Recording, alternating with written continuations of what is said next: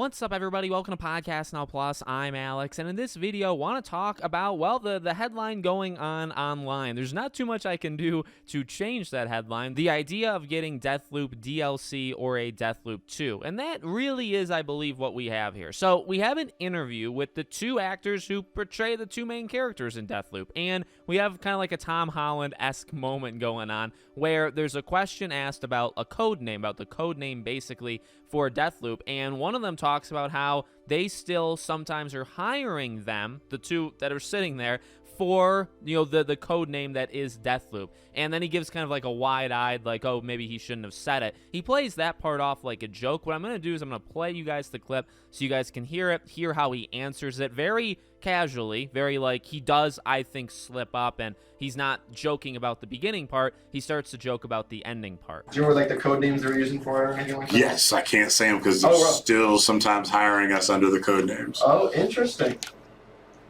Can tell you nothing. Did I just say something that I shouldn't have said? So there you go. And again, like the headline, it really is the case. I mean, it's either a Deathloop 2 or a Deathloop sequel for the simple fact that he lets the cat out of the bag that they're still being hired for, let's say, the Deathloop franchise or the Deathloop IP. That's the most important part, right? That is easily the most important part, that code name, he can't say what the code name is, but they still get hired for it, which would make no sense normally, right? Because the game is done, the game is out. But what would make sense is if, you know, you keep the same code name for a DLC or a sequel, then obviously that's why they're being hired for it. So me personally, I would probably prefer DLC. This was a very mixed game when it first came out, right? You had all the 10 out of 10s, all the, you know, this is like a perfect game and a game of the year. And then you had people that really, really hated it or thought it was maybe the worst game that they had ever made. And then you had people kind of in the middle. I would say I was in the middle. I don't think it was awful. Yet again, I'm not a huge fan of the genre in general, but I thought it was a fine game. I did not think it was a, you know, 10 out of 10 or a game of the year kind of thing. But that's just me. So for me, I would